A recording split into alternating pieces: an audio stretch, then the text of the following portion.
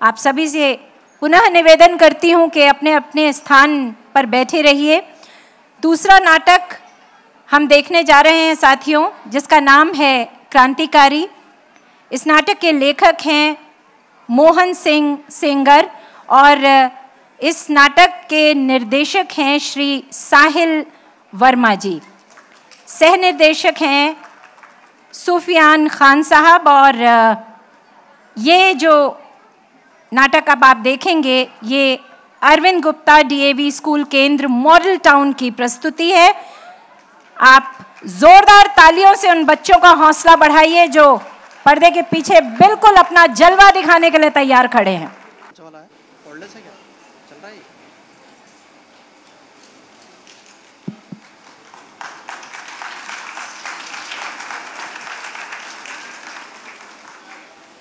भारत की गुलामी के लिए कोई विशेष दिनांक या वर्ष नहीं बताया जा सकता, परंतु 1757 पलासी की लड़ाई के बाद भारत गुलामी की जंजीरों में जकड़ता चला गया, क्योंकि पलासी की लड़ाई में बंगाल जैसा एक बड़ा क्षेत्र अंग्रेजों ने अपने कब्जे में कर लिया था, जिसके कारण अंग्रेज धीरे धीरे भारत के अन्य हिस्सों पर पकड़ बनाने में सफल रहे। भारत की सतह पर लगभग 200 वर्ष 1947 तक राज किया था इन अंग्रेजों ने। हम सबको जात धर्म के नाम पर लड़वाया गया और काले कानून से भारत के सुनहरे भविष्य को भी ग्रहण लगा दिया गया। इससे पहले भारत को सोने की चिड़िया कहा जाता था, जहाँ सब खुशहाल थे, जहाँ सब एक दूसरे का सम्मान किया करते थे, जहाँ जात पात के नाम पर कोई लड़ाई नहीं होती।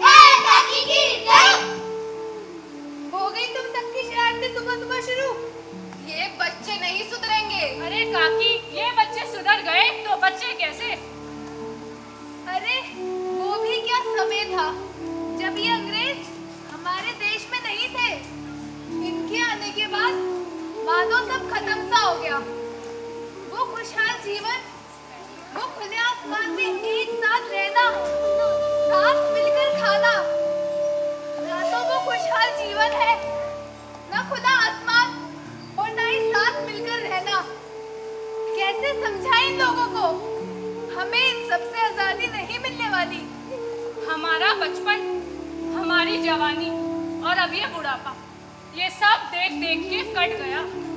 अब तो ऐसा लगता है मरने के बाद भी गुलाम ही रहेंगे इन गोरों के। यहाँ तो ना खाना आजाद है, ना पीना, ना बोलना, ना सुनना, यहाँ तक कि सांस लेना भी आजाद ना है। हमारी सांसें भी गुलाम है इन गोरों की। कैसे समझाएं नौजवानों को, इस क्रांति से कुछ बदलने वाला नहीं है। पता नहीं कितने क्रांतिकारी आए और ना जाने कितने क्रांतिकारी आएंगे, लेकिन ये सिलसिला गोरों का कभी खत्म नहीं होगा। ये गोरों का काला कानून भारत को इस कदर खा गया जैसे लकड़ी पर लगी दीमक खा जाती है। अरे नाना देखो, वो तुम्हारी राजू कहाँ ले गए? अरे हाँ, वो अभी खेलों में आपको बताकर आता हूँ। अरे भाई, कभी इन्होंने हमें जात धर्म पे लड़ाया तो कभी, ये सब सोचकर तो मेरा खून खौलता है। लेकिन अब करें भी तो क्या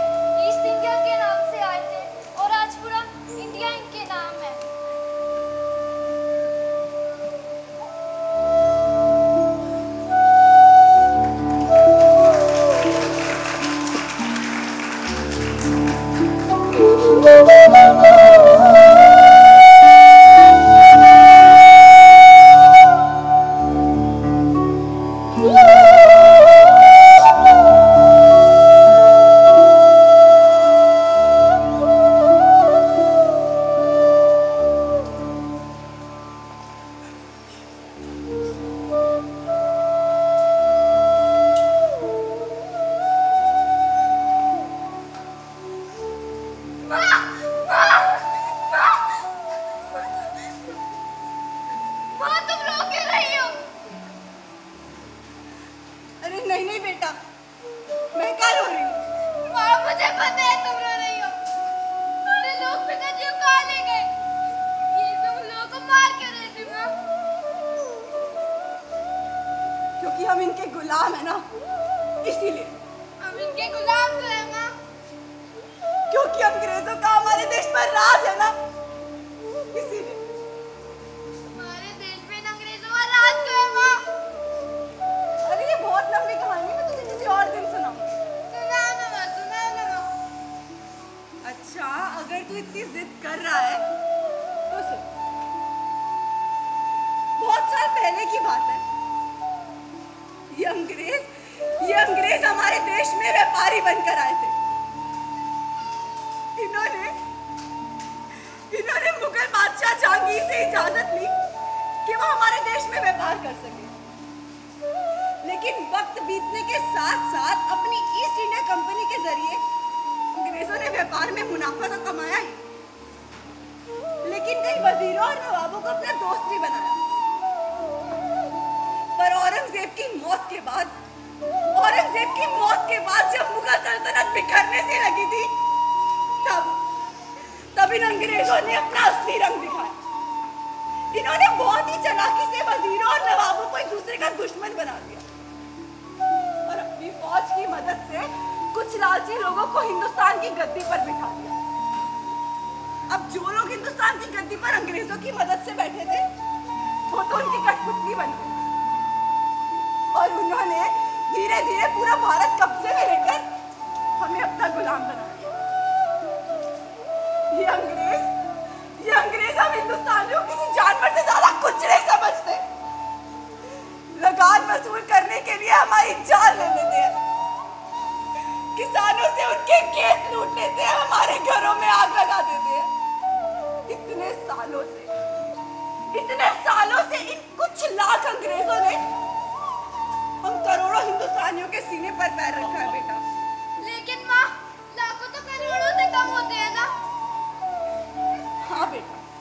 माँ, अगर हम उनसे गिनती में जाते हैं तो उन्हें वहाँ से भगा के नहीं देते। देख ना माँ, मैं एक दिन बड़ा होकर इनको अपने देश से भगा कर रहूंगा, इसके लिए मुझे कुछ क्यों ना करना पड़े। चल अब बहुत बातें हो गई, और अगर तू अभी पाठशाला के लिए नहीं गया ना तो मास्टर जी तुझे मुर्गा बना देंगे। अरे नहीं माँ, मास्टर जी मुझे मुर्गा नहीं, क्रांतिकारी बनाएंगे, जिससे मैं अपने सुनहरे भारत को फिर से सोने की चिड़िया बनाऊंगा। तुम देखना माँ।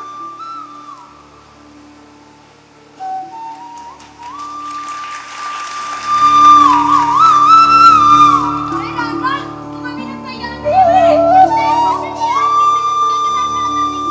अरे नहीं, वो नदी वाले रास्ते से चलेंगे, वहाँ से जल्दी पहुँच जाएंगे। अरे नहीं भाई, मैं तो वहाँ से जाऊंगा ही नहीं। हाँ भाई, मेरे पिताजी ने भी मना किया है, कहते हैं वहाँ अंग्रेजी के द्वारा सजा की जाती है।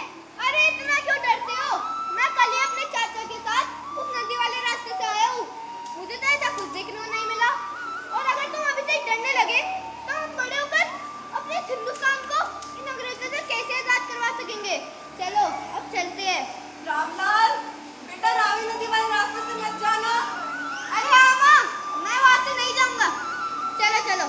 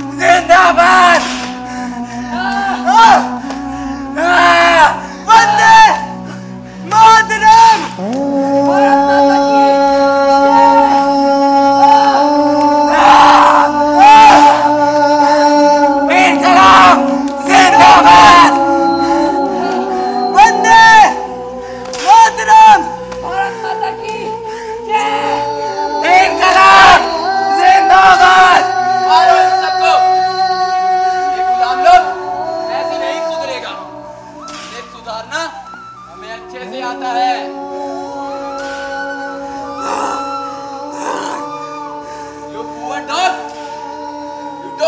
understand the law. I will teach you the law. You will regret the day you were born. मारो!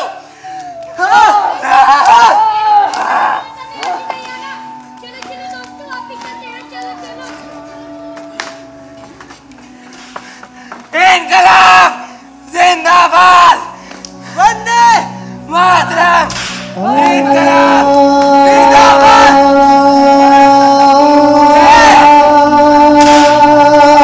इनकलाब जिंदाबाद, इनकलाब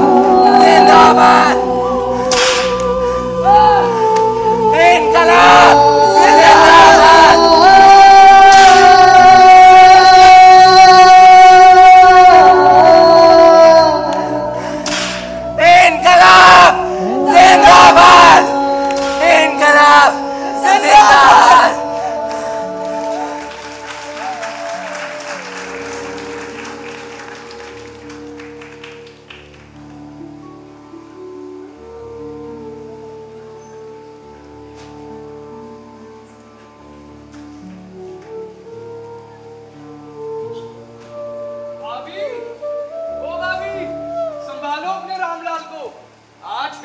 रावी नदी वाले रास्ते से जा रहा था। रामलाल बेटा, मैंने तुम्हें मना करा है ना, रावी नदी वाले रास्ते से नहीं जाना है। अरे तुम हो के समझते ही नहीं हो। माँ मैं सब समझता हूँ, तभी मैं वहाँ से रोज जाता हूँ। और हमने करा ही क्या है कि वो अंग्रेज हमें इस तरह मार रहे हैं। रामलाल बेटा, तुम्हें मना किया है ना कि रावी नदी वाले रास्ते से नहीं जाना। ये काला कानून है। अगर हम हिंदुस्तानी समय पर लगान ना भर पाए तो वो गोरे हमें बेरहमी से मारते हैं, बेशक इसमें हमारी जान ही क्यों ना चली जाए। चाचा, क्या लगान कीमत हम लोगों की जाने से ज्यादा है। हम गुलाम की कोई कीमत नहीं होती रामलाल, और वैसे भी उन अंग्रेजों के लिए तो हम जमीन पर चलने वाले कीड़ों से कुछ कम नहीं। नहीं चाचा, इसके खिलाफ हमें आवाज उठानी चाहिए। लो भाभी, ये तो अभी से भैया की तरह क्रांतिकारी बन गया। बस भैया, इसीलिए तो मैं परेशान रहती हूँ। सोचती हूँ कि अगर ये भी उस रास्ते पर चल पड़ा तो मेरा क्या होगा। रामलाल की माँ सुनती है, आज रावी नदी के किनारे अंग्रेजों ने कुछ लाशों को जलाया है। किन लाशों की बात कर रहे हो तुम, और कौन थे वो लोग? जिन्हें आज सुबह मोर्चे के समय अंग्रेज अफसरों ने गिरफ्तार कर लिया था। उसमें तो भैया भी थे। हाँ, उसमें तो भैया भी थे, रामलाल के पिताजी भी थे। मार दिया, सबको मार दिया, काट काट के रावी नदी में फेंक दिया। हाँ, तू भी मरेगा, तू भी मरेगी, बुढ़िया तू भी मरेगी, सब मरेंगे, सब मरेंगे, मैं बचूंगा, मैं बचूंगा, सब मरेंगे, मैं बचूंगा, सब मरेंगे। नहीं, नहीं, उन्होंने मेरे पिताजी को ही मार दिया। नहीं छोड़ूंगा, नहीं छोड़ूंगा, नहीं छोड़ूंगा। रामलाल, बेटा रुक जा। जाने दो भाभी, कम उम्र का घाव है, भरते भरते समय लगेगा।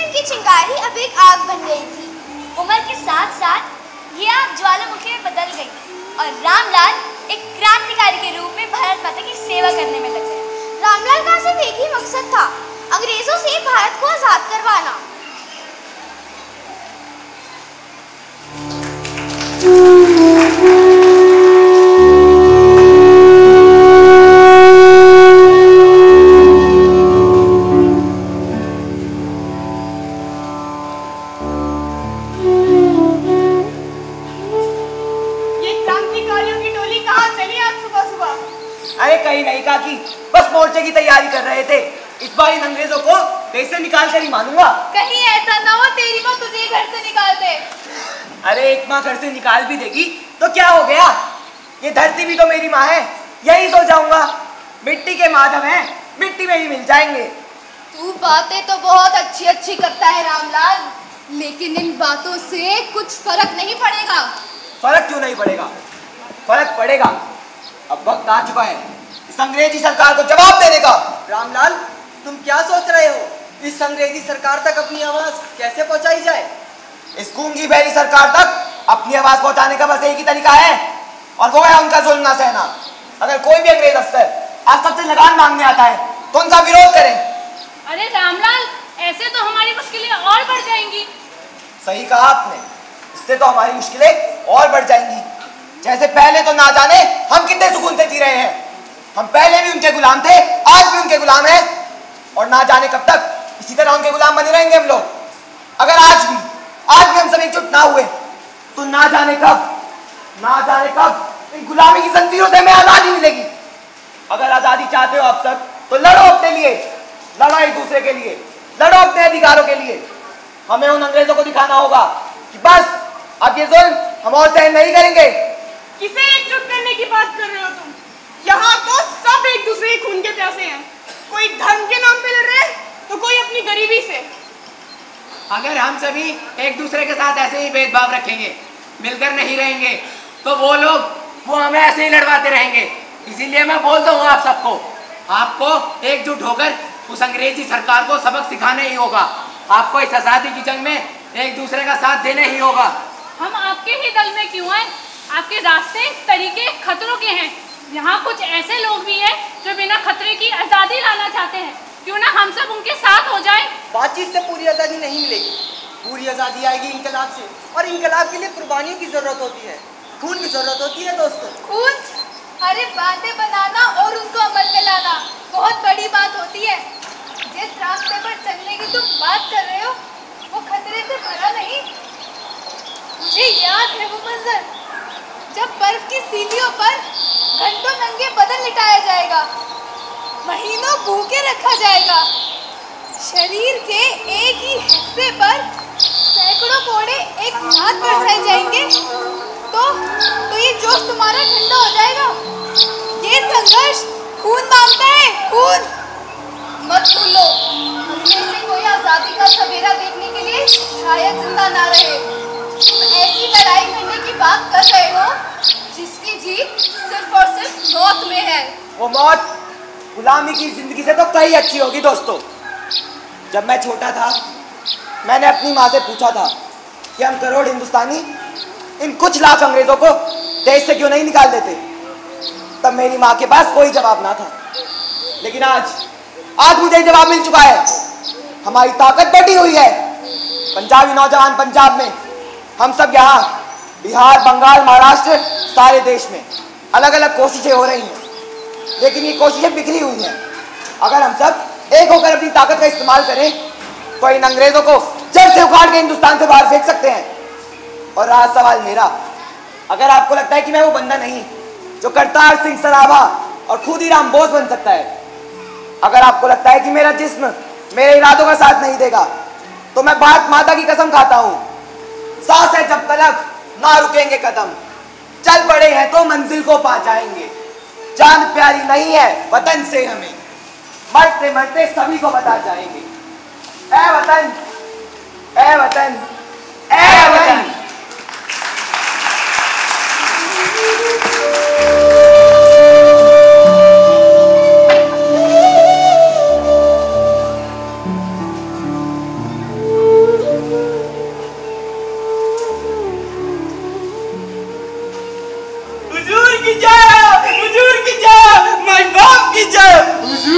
आज मैं आपके लिए एक ऐसी खबर लाया हूँ जिसे सुन के आप मुझे इनाम देंगे, इनाम। बोलो, तुम क्या खबर लाया है? हुजूर, वो जो रामलाल है ना, वो सबको इकट्ठा कर रहा है।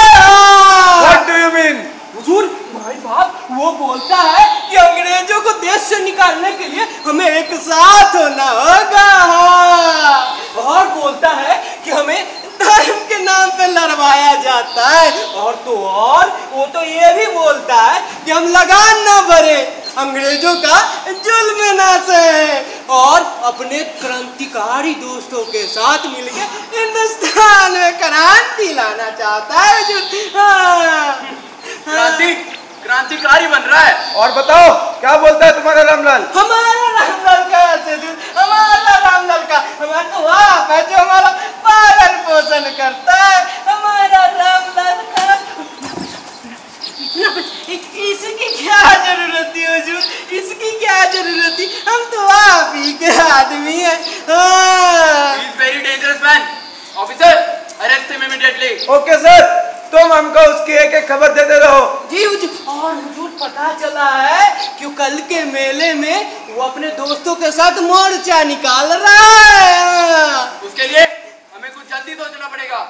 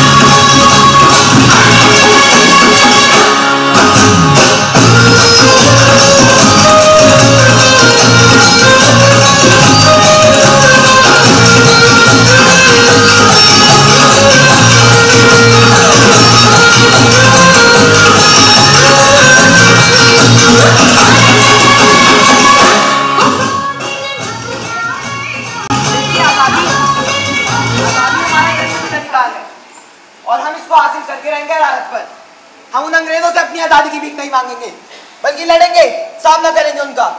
आखिर वो तय करने वाले कौन होते हैं? ये देश हमारा है, ये जमीन हमारी है, ये आसमान हमारा है और आजादी हमारी है। इस पर अंग्रेजों ने धोखे से कब्जा कर रखा है, इसलिए हमें एकजुट होकर अंग्रेजों के जुल्म से अपने हिंदुस्तान को बचाना होगा। दोस्तों, हमें एकजुट होना होगा, हमें एकजुट होना होगा। हम प्रजातांत्रिक हिंदुस्तान की तामीर करेंगे। हम एक ऐसे हिंदुस्तान बनाएंगे जहां सभी अमीर और गरीब बराबर होंगे। उसके साथ भारत की हुकूमत मजदूरों और किसानों के हाथों में होगी। रामलाल, क्या केवल आजादी हमारा मकसद है? नहीं, केवल आजादी हमारा मकसद नहीं है। क्या है आजादी के मायने? कि हुकूमत इन अंग्रेजों के हाथों से निकलकर चंद रईस और ताकतवर हिंदुस्तानियों के हाथों लग जाए। क्या यही आजादी है?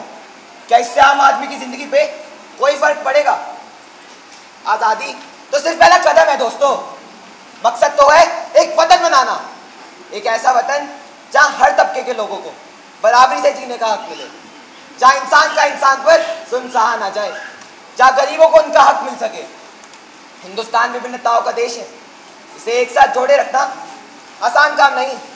अगर इन बातों को हम आज नहीं समझेंगे, आज इन मसलों पर संघर्ष नहीं करेंगे, तो आने वाले कल में हिंदुस्तान एक आजाद मुल्क तो होगा, लेकिन राष्ट्र शोषक और सांप्रदायिक समाज बन के रह जाएगा। दोस्तों, हम सबको मिलकर बनाना होगा एक समाजवादी वतन। हम ब्रिटिश हुकूमत के खिलाफ जंग का ऐलान करते हैं।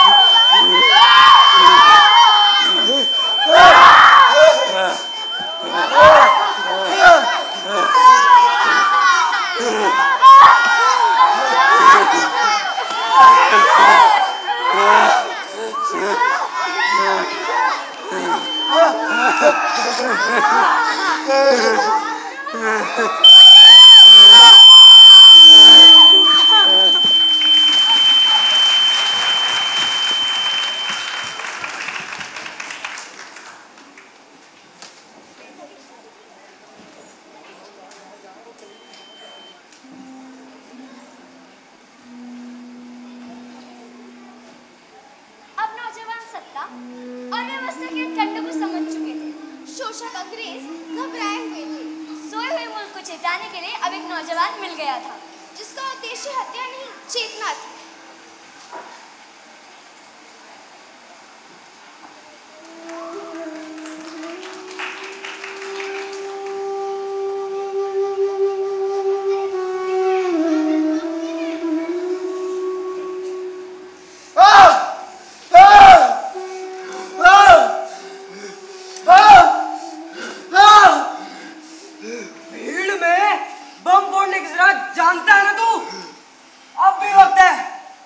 कबूल कर ले, सजा कम हो सकती है।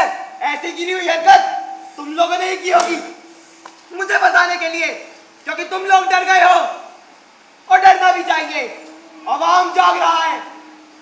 इन अंग्रेजों से कह दो तुम दबा के निकल ले, नहीं तो लात मार के खदेड़ दिए जाएंगे। What did he say, sir? I am saying that choice is yours, sir. Leave my land or get thrown out. मैं नहीं रुकने वाला, ऐसे ही मारता रहूंगा जिंदगी भर। तुम मुझे कितना भी मार लो, इससे मेरे इरादे नहीं तोड़े जा सकते।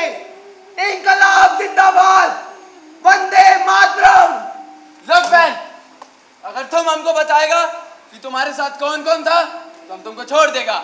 बताओ कौन है तुम्हारा साथी? किन साथियों की बात करते हो जेलर साहब? या तो पूरा का पूरा मुल्क मेरा साथी है। तुम हमको उल्लू समझता है?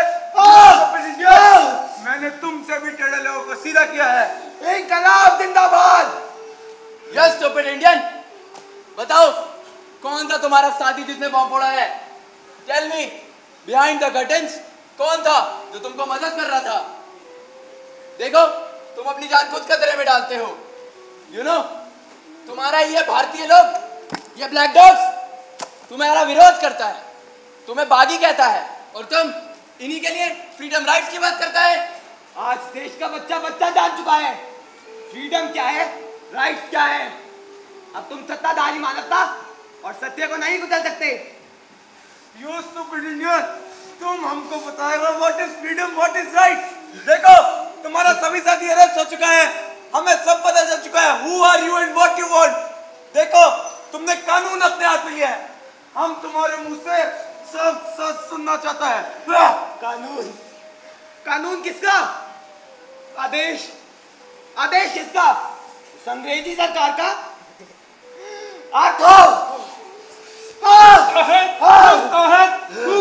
हाथ थूकूंगा। तुम खौफ दिखाकर, ये लालच देकर उनसे सुराग ले सकते होगे, लेकिन मुझसे नहीं, कभी नहीं।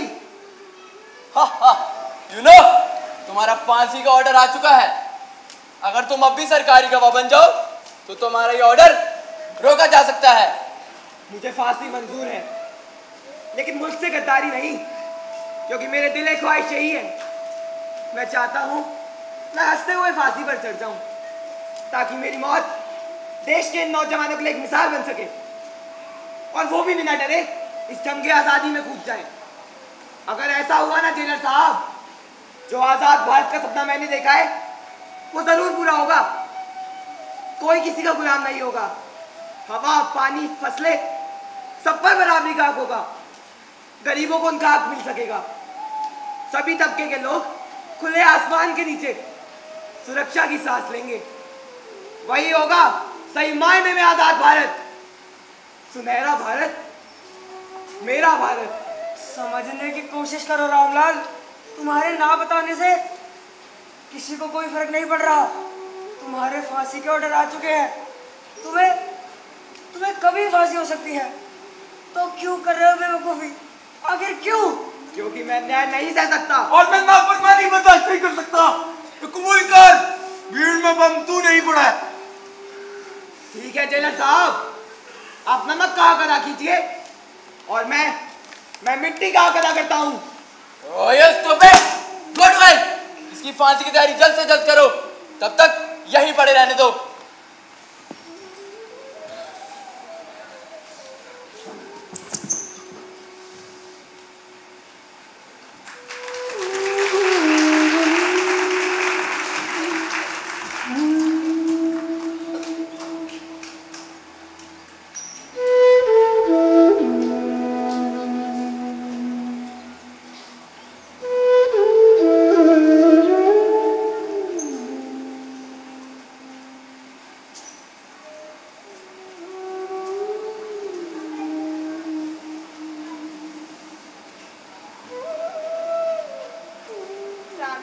रामलाल।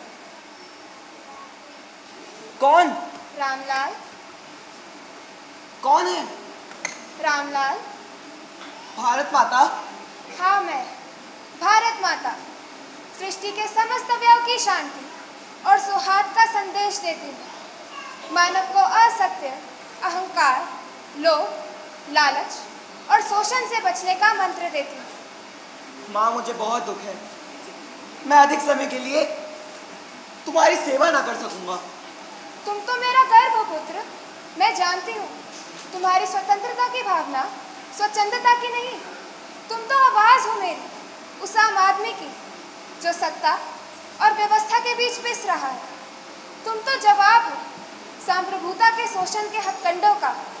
अधर्म, जात पात और अव्यवस्था ने इस समाज को आज तोड़ दिया है। उसी से मैं दुखी हूँ।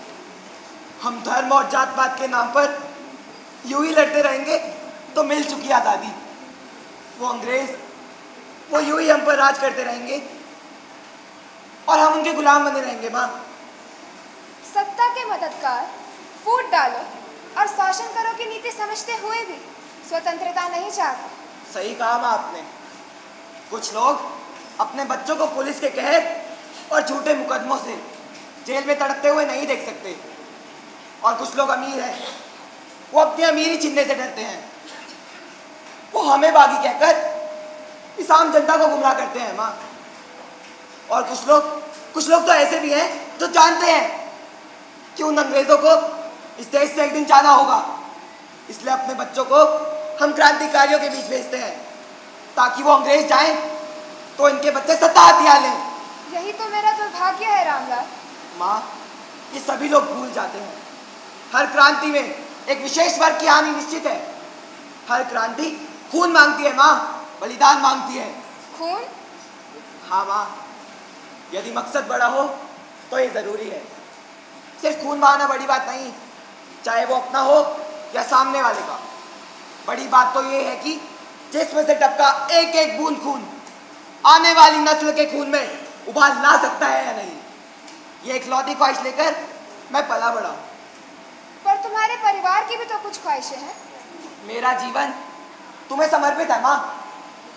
ये जीवन के ऐशो आराम, त्रस्त जीवन, ये सब मेरे लिए बेमानी है। मेरे लिए इस देश से बढ़कर और कुछ नहीं माँ। तुम्हारे जैसा पुत्र पाके मैं धन्य हुई रामलाल। मुझे तुम पर गर्व है।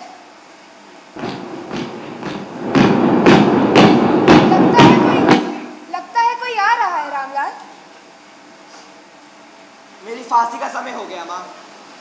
ना जाने कितने क्रांतिकारियों को झूठे मुकदमों में फांसी दी होगी उस अंग्रेजी सरकार ने। तुम परेशान ना हो रामलाल, इसका परिणाम इन्हें जल्दी भुगतना होगा। वो कैसे? तुम्हारी फांसी के बाद जो जन आक्रोश बढ़ेगा, उसी से इन लोगों को सबक मिलेगा।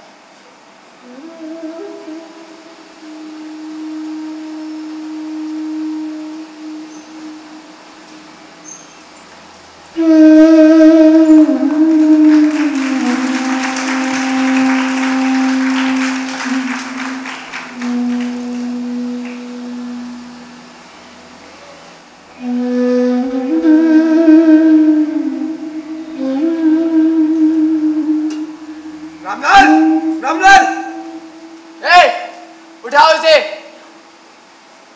रामलाल, रामलाल उठो, तुम्हारी फांसी का समय हो गया है।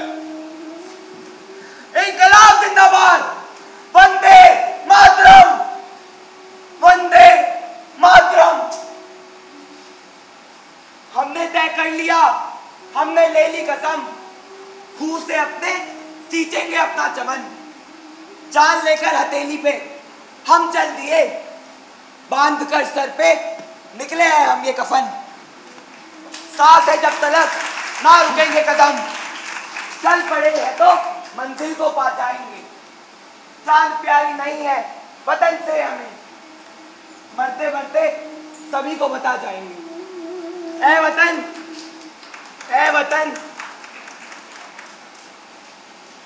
ऐ वतन, वंदे मातरम। भारत माता की जय। वंदे मातरम।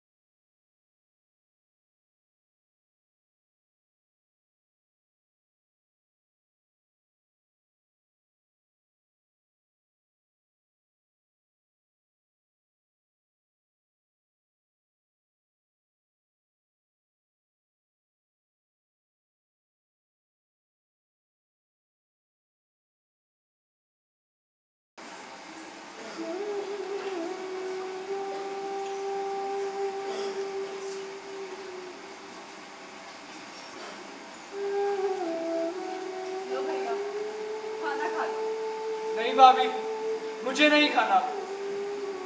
क्यों भैया? 4 दिन हो गए हैं रामलाल को लापता हुए। कुछ नहीं पता उसने क्या खाया होगा, क्या पिया होगा, किन हालात में होगा वो। और ऐसे में मैं खाना खा लूं? नहीं, मुझसे तो नहीं खाया जाएगा। अरे रामलाल की माँ, कैसी है तू? कुछ पता लगा तेरे रामलाल का? बचाओ! बचाओ! बचाओ! बचाओ! मुझे बचा लो! मुझे बचा लो! बचाओ! वो मुझे भी मार डालेंगे। वो उन्होंने उसे भी मार डाला। मार डाला। किसने किसको मार दिया? और ये खून, तुम्हारी ये हालत किसने की? वो मैं जब रावी नदी के पास से निकल रहा था, कुछ अंग्रेज एक लाश को दफना रहे थे। उनमें से एक अंग्रेज बोला, जल्दी से रामलाल की लाश को दफना दो, कहीं कोई देख ना ले। उन्होंने मुझे देख लिया। मैं बड़ी मुश्किल से अपनी जान बचा के आया हूँ। मुझे बचा लो। वो मुझे भी फांसी देके दफना देंगे। क्या रामलाल को फांसी दे दी? हाँ, रामलाल को फांसी दे दी। वो दृश्य देख के मेरे रोंगटे खड़े हो गए। किस बेरहमी से उसे मार दिया, उसके छोटे छोटे टुकड़े करके दफना दिया रावी नदी के किनारे। अब तो उसकी लाश भी नसीब ना होगी जो उसका अंतिम संस्कार कर सके। नहीं, ऐसा नहीं हो सकता। मैं खुद जाके लाऊंगा अपने रामलाल को, चाहे मुझे उसके लिए कुछ भी क्यों ना करना पड़े। ये तो होना ही था। हम सब हमेशा से उसे समझाते रहे, कुछ नहीं मिलेगा ये सब करने से। और अब उन गोरों ने आज दिन तक किसी को मारने के बाद किसी की लाश वापस की है जो रामलाल की नहीं है। ये सब उसने अपने लिए नहीं किया है, ये सब उसने तुम्हारे लिए किया है। ये सब उसने तुम्हारे लिए किया है।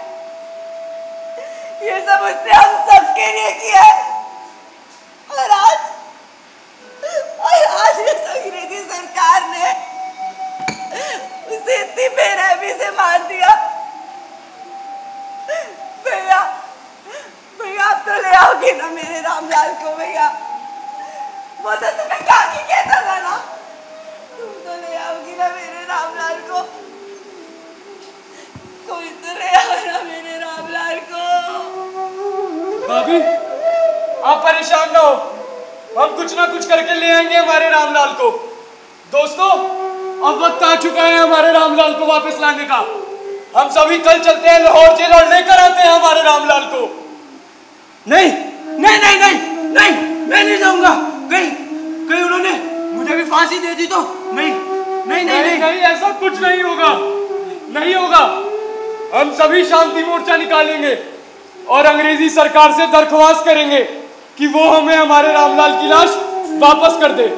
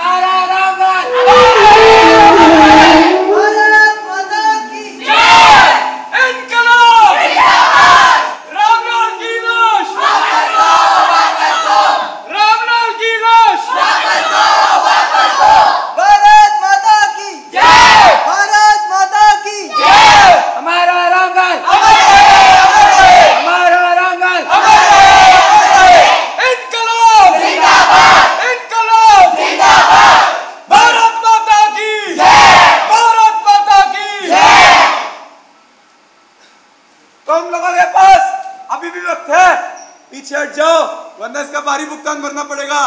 किस भुगतान की बात कर रहे हो जेलर साहब? आपने हमारा रामलाल छीन लिया, इससे ज्यादा हमारे पास खोने के लिए और कुछ नहीं है।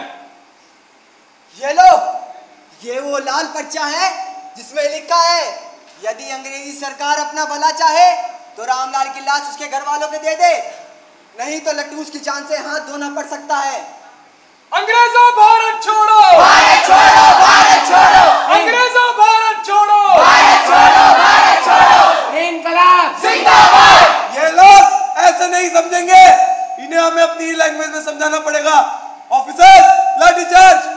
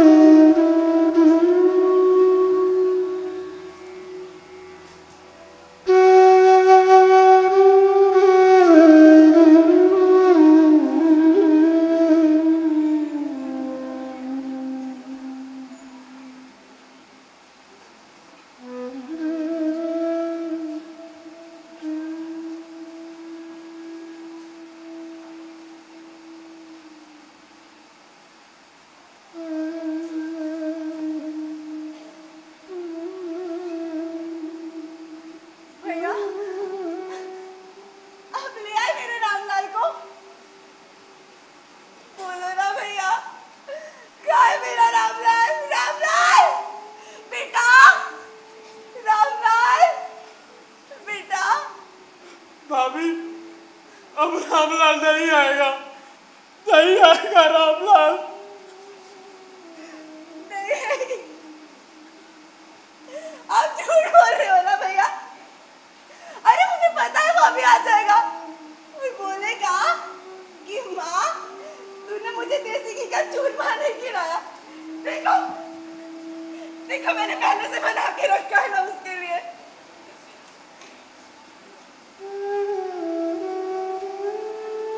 रामलाल बेटा, कितने दिनों बाद आया ना तू घर। मेरे बच्चे को भूख लग रही होगी ना बेटा, तूने कुछ खाया रामलाल?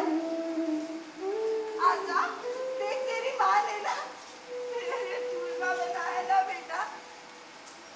ये ले मेरे हाथ से खा रामलाल। आजा बेटा। भाभी, अब नहीं आएगा रामलाल, वो हमें छोड़ के जा चुका है वो। अरे कैसी बातें कर रहे हो भैया आप? ये देखो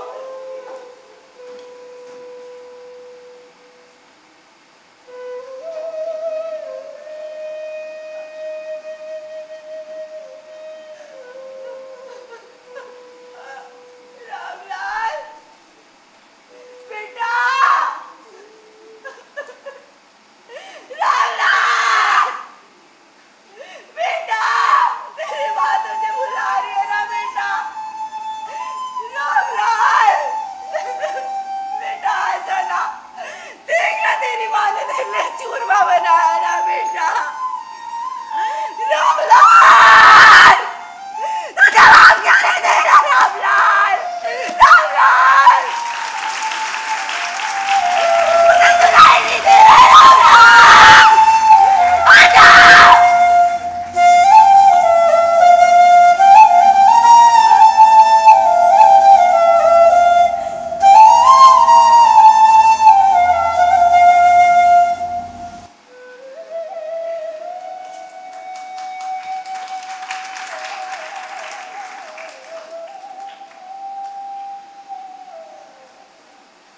रामलाल मर चुका है। रामलाल मार दिया इन गोरों ने, चुला दिया उसे फांसी के फंदे पे टुकड़े टुकड़े करके गाड़ दिया है उसे रावी नदी के पास।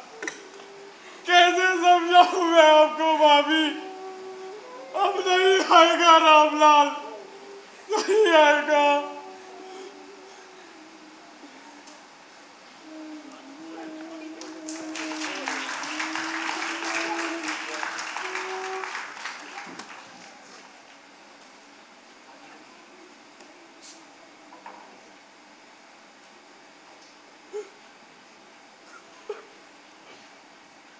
अरे भाग्य, जिस रामलाल को मैंने असंख्य कष्टों को सहन करके छोटे से बड़ा करा, खूब खिलाया, खूब पिलाया और बहुत पढ़ाया।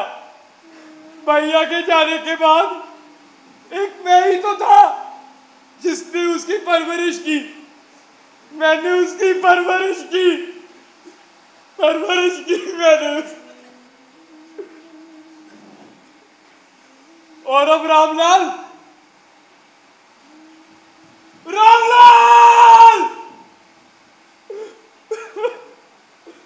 इससे बढ़ के मेरा दुर्भाग्य क्या हो सकता है?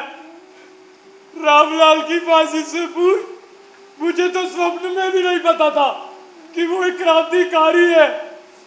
वो मेरे आगे कभी क्रांतिकारियों की बात करता या प्रशंसा करता तो मैं उसे झड़क देता मैं उसे। चाचा तुम्हें पता है आज क्या हुआ लाहौर में? क्या हुआ? आज ना सभी क्रांतिकारियों की बैठक हुई जिसमें लाला लाजपत राय और खुदीराम बोस भी शामिल थे। अब देखना हमें ये चुटकियों में आजादी मिल जाएगी। ये तुम किस रास्ते पे चल पड़े रामलाल? अपनी पढ़ाई पे ध्यान दो और कुछ नहीं।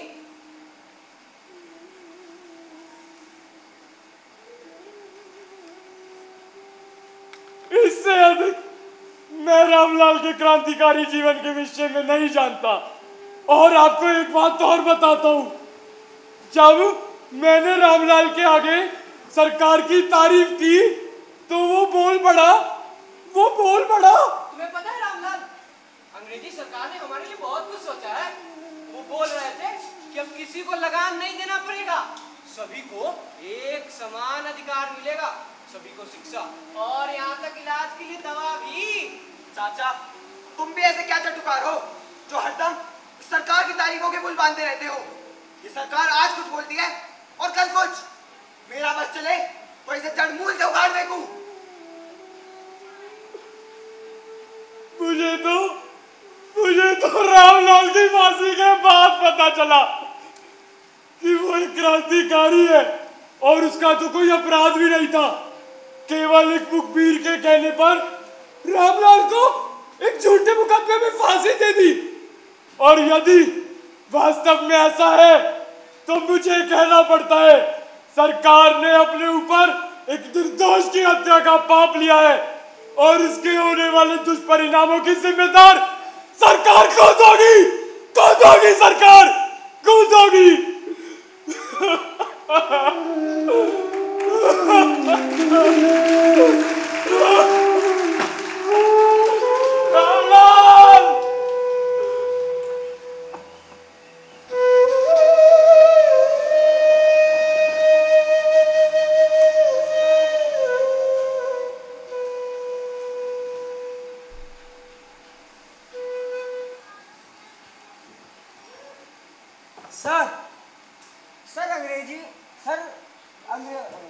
सर क्रांतिकारी तरफ से एक लाल पर्चा बांटा गया है।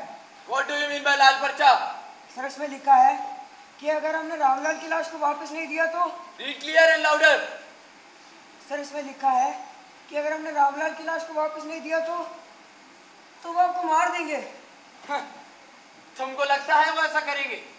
जिनकी औकात हमारी तरफ नजर उठाने तक की नहीं, आज वो हमें जान से मारेंगे। But sir, we must take this matter seriously. अभी भी लोगों में रामलाल को लेकर बहुत आक्रोश है। हमें बहुत सोच समझकर आगे कुछ करना पड़ेगा। I think you are right. I will do something for this. I will write a letter to the governor sir. उसमें हम लिखेगा कि हमारी जान बहुत खतरे में है, हमें जल्द से जल्द विलायत जाने दें।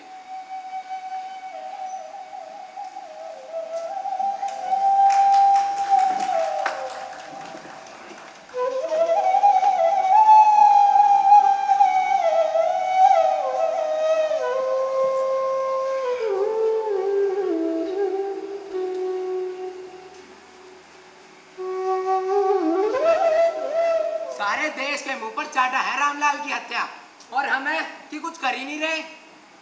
अरे कर तो रहे हैं। ये जो सरकार है बैठ के सिर्फ निंदा कर रही है। असल में तो बात यह है कि सबकी सब नपुंसक की तरह बस हाथ पर हाथ धरे बैठे हैं। सारा देश भी यही महसूस कर रहा है महेश। इसका जवाब हम देंगे। लटूस की हत्या करनी होगी। बिल्कुल सही, यही सही तरीका है इस सरकार को सबक सिखाने का। इनके दिलों में खौफ पैदा करना जरूरी है, और इसी से खौफ पैदा होगा। हत्या? क्या हम खून करेंगे? देखो भाई, हम इंसान की जिंदगी की कीमत समझते हैं। किसी मासूम की जान लेने से पहले हम खुद की जान देना पसंद करेंगे। मगर वो पुलिस वाले कोई मासूम इंसान नहीं है, बल्कि एक जालिम हुकूमत के नुमाइंदे हैं। उनकी हरकतों से उस हुकूमत का वहशीपन झलकता है। उस पुलिस वाले को मारकर हम उस हुकूमत पर वार करेंगे। तो हो गया फैसला। अभी पुलिस हेडक्वार्टर में खस के उड़ा देता हूं उसे। गरम से गरम काम करते वक्त भी दिलो दिमाग को ठंडा रखेगा धीरेन्द्र। कौन करना चाहता है एक्शन में मेरे साथ? सोच लो, पकड़े गए तो अंजाम एक ही होगा, फांसी। जयघोष, हाँ। लटूस पर नजर रखना शुरू करो। वारदात की से पहचानना और इशारा करने की जिम्मेदारी तुम्हारी। एक्शन का दिन होगा आने वाले महीने की 1 तारीख। ठीक है, मैं अभी निकलता हूँ फिर। ये अंग्रेज अब समझ चुके हैं कि हम जो बैठने वाले नहीं। ये हर एक कोशिश करेंगे हमें तोड़ने की, लेकिन हमें इस मुश्किल समय में एक दूसरे की ताकत बनकर इन्हें दिखा देना है कि अगर ये 1 मारेंगे तो हम 10 मारेंगे, या अगर 10 मारेंगे तो हम 100 मारेंगे। क्या खबर लाए हो? खबर तो ये है, लटूस अपने बंगले में छिपा बैठा है। कुछ सोचा है धीरेन्द्र तुमने? सोचना क्या है, मौका पाते ही उड़ा देंगे। नहीं नहीं, हम ऐसा नहीं कर सकते। उसके बंगले के चारों ओर कड़ा पहरा रहता है।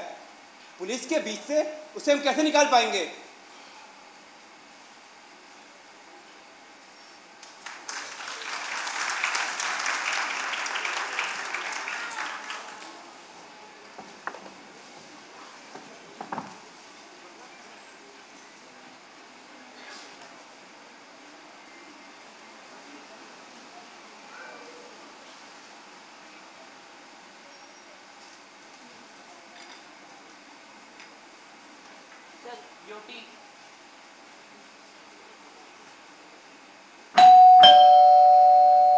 Look, who is there? Yes, sir.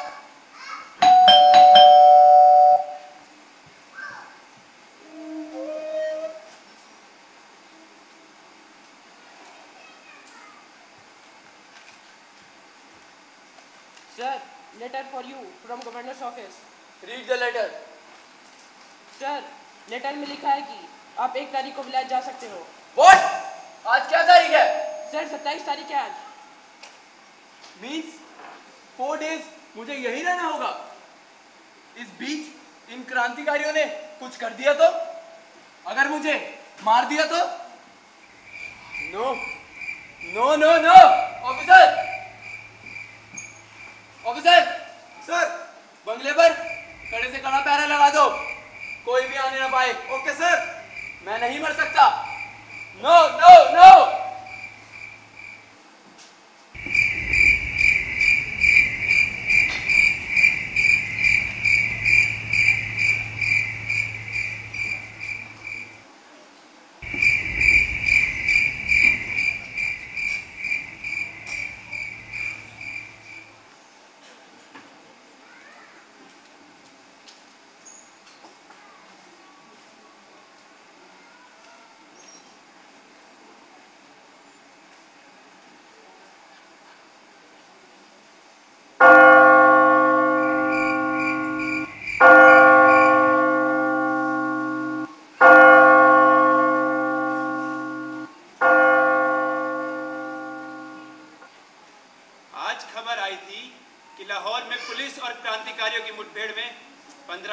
शहीद हो गए।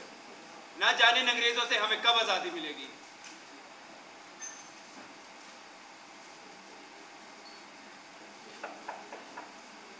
लगता है धीरेन्द्र आ गया। धीरेन्द्र, दरवाजा खुला है, चले आओ। हाँ धीरेन्द्र, कैसे हो? मैं ठीक हूँ महेश, तुम कैसे हो? मैं भी ठीक हूँ धीरेन्द्र।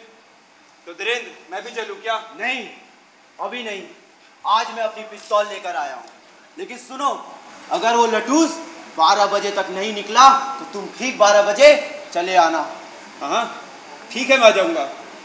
ठीक तो है, मगर सोते ही मत रह जाना, वरना सारे मंसूबों पर पानी फिर जाएगा। अरे नहीं नहीं, ऐसा नहीं होने वाला।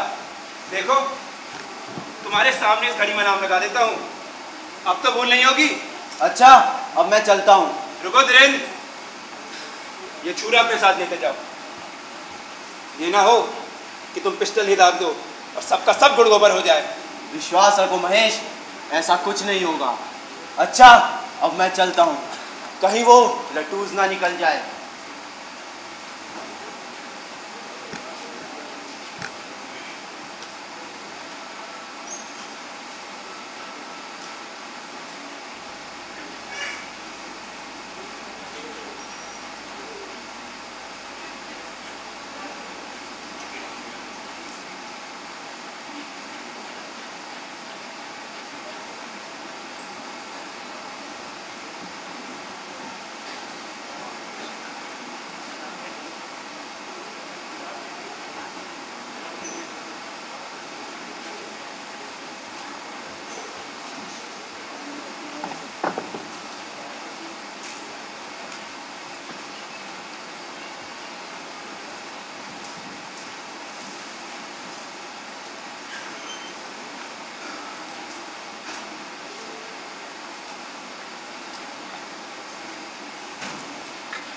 Sir, your tea.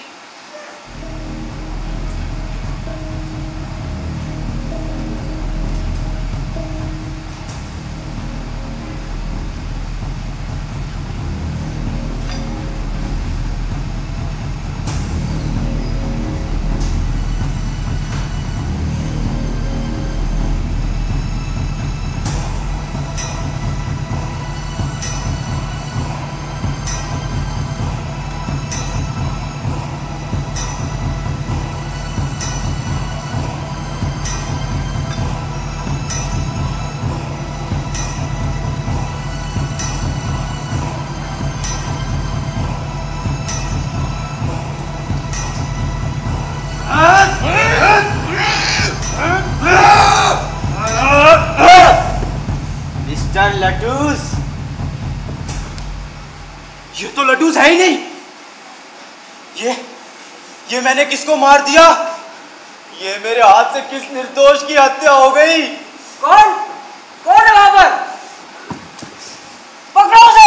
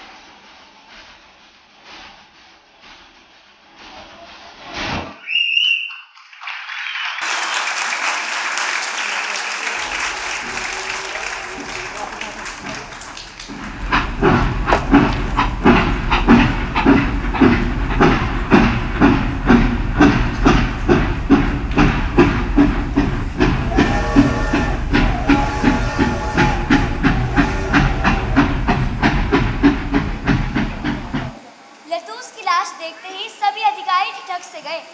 आगे के स्टेशन दिल्ली और लाहौर तार द्वारा लतूस की लाश का समाचार आला अफसरों को भेजा गया। पूरे 1 वर्ष तक पुलिस ने दौड़ धूप की पर अभियुक्तों का पता नहीं चला। अंत में अभियुक्तों का पता देने के लिए 5,000 रुपए के पारितोषिक की घोषणा की गई। 21 जून को वीरेंद्र और महेश को दूरा जज की अदालत में पेश किया गया। इन पर लटूस की हत्या का अभियोग लगाया गया।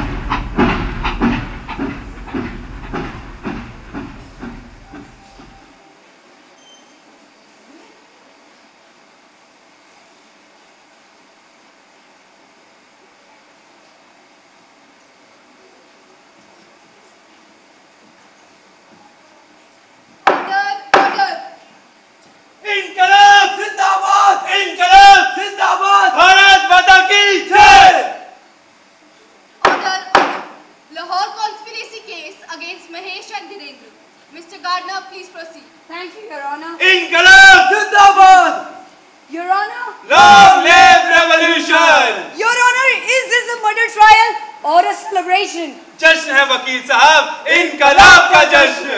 इनकलाब, इनकलाब, what the hell is this इनकलाब? बार-बार इनकलाब के नारे लगा रहे हैं, इसका मतलब जानते हैं। इनकलाब एक लड़ाई है जुर्म और नाइंसाफी के खिलाफ। इनकलाब एक हथियार है आदमी का आदमी पर शोषण रोकने के लिए। इनकलाब एक ऐलान है इस देश के युवाओं को एकजुट करने के लिए। इनकलाब एक आवाज है इस सोई हुई सरकार को जगाने के लिए। इनकलाब एक पुकार है इस सोई हुई आवाम को जगाने के लिए। इनकलाब एक नारा है सोए हुए जमीर को जगाने के लिए। बहुत बहुत शुक्रिया मतलब समझाने के लिए। अगर समझ ही गए हैं तो आ जाइए हमारा साथ निभाने के लिए। Order. Please, Mr. Gardner, some hard decisions have to be taken to rule this poor and illiterate country. I strongly object, Your Honor. Neither my country is poor nor illiterate. जब तुम्हारे बाप दादा भी बोलना नहीं जानते थे ना, तब से यहाँ का बच्चा बच्चा वेद और पुराण का पाठ करता आया है। सोने की चिड़िया था हमारा देश, उसकी वही चमक जो तुम्हें इंग्लैंड से आके खिलाई। वही लूटने आए थे ना तुम लोग। ईस्ट इंडिया कंपनी के नाम पर, व्यापारियों के नाम पर लुटे थे तुम लोग। My lord, we are wasting the precious time of this court. Please allow me, the government witness. Permission granted. जय घोष हाजिर हो।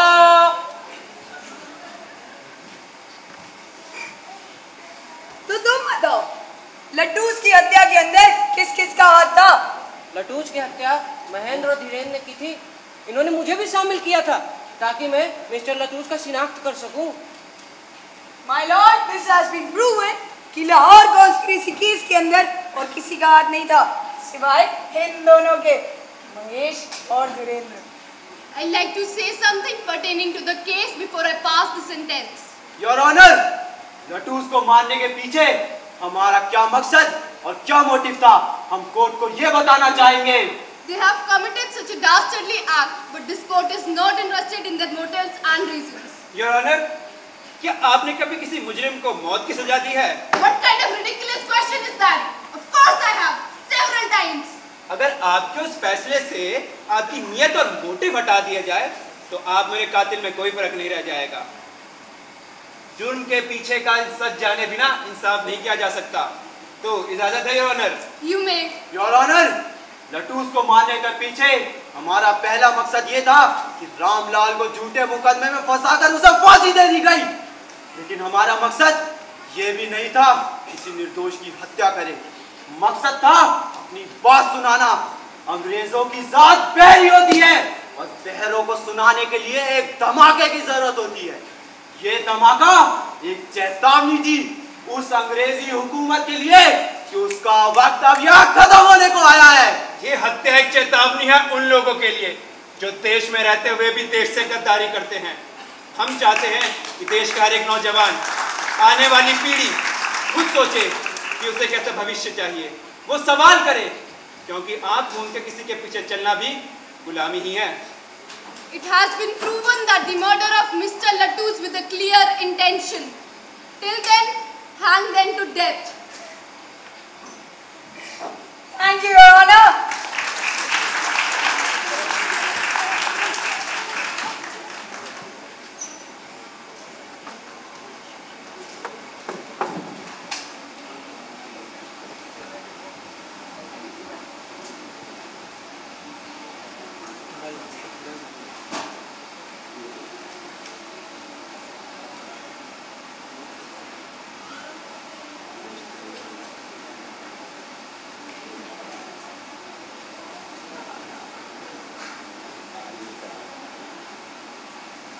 महेश, धीरेन्द्र, तुम्हारी फांसी का समय हो गया है।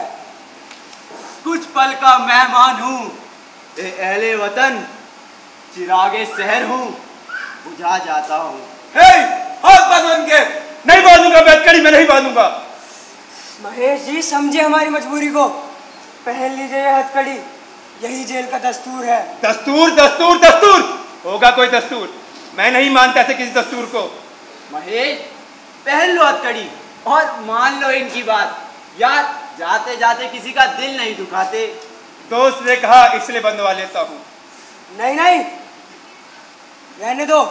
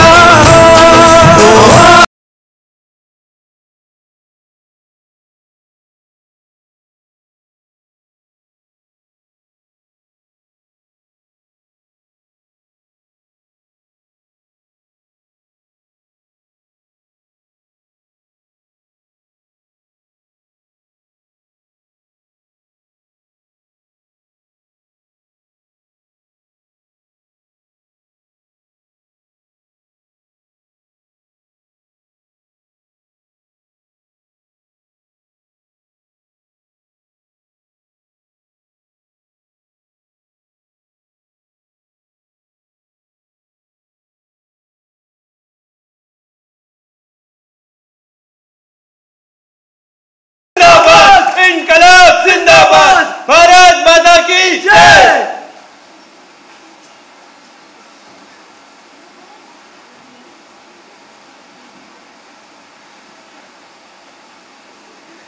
इंकलाब जिंदाबाद, इंकलाब जिंदाबाद, इंकलाब जिंदाबाद, भारत माता की जय।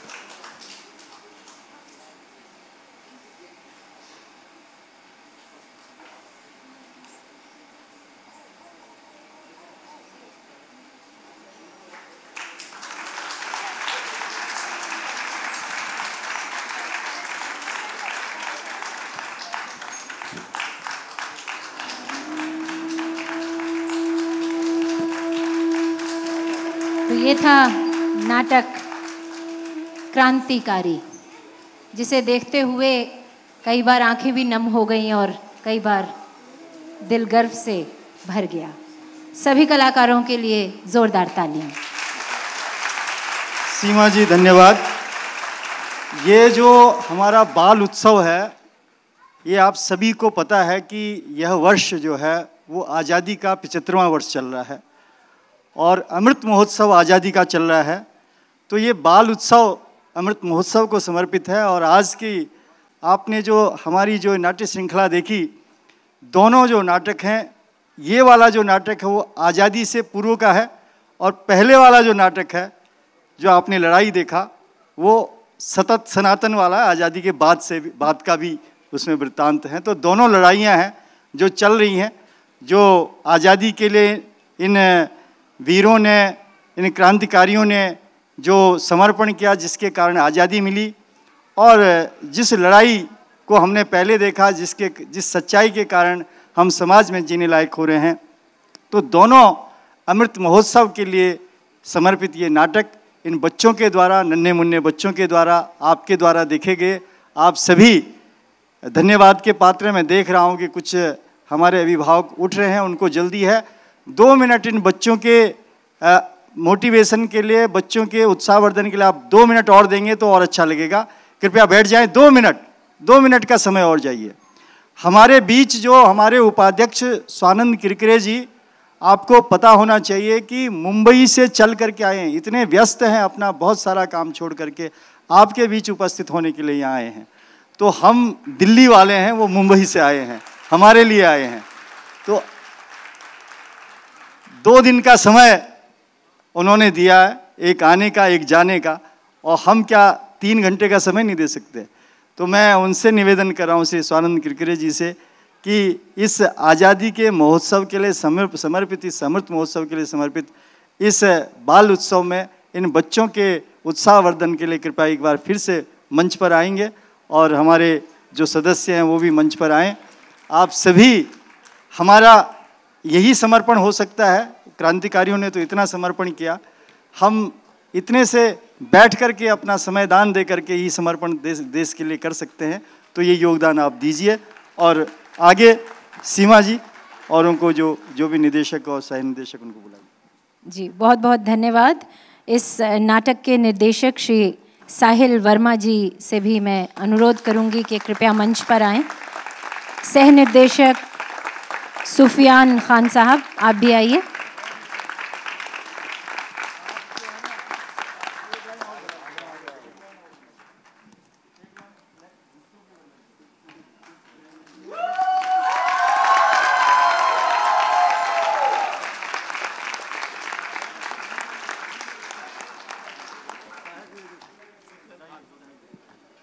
इस नाटक के सहायक निर्देशक से भी मैं अनुरोध करूंगी कि आप भी आएं। सुफियान खान साहब, फूलों से स्वागत।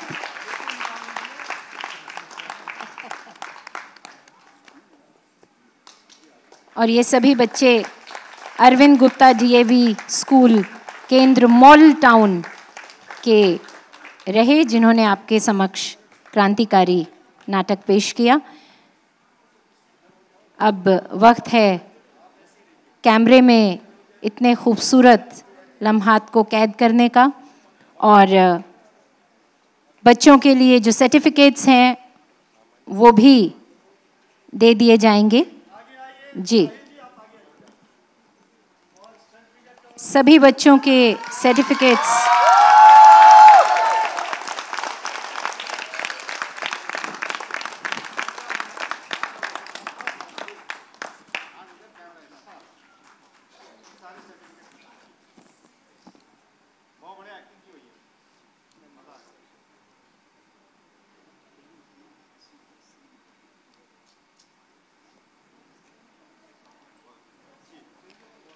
बहुत बहुत धन्यवाद आप सभी का, और इसी उत्साह के साथ आगे बढ़ते रहिए।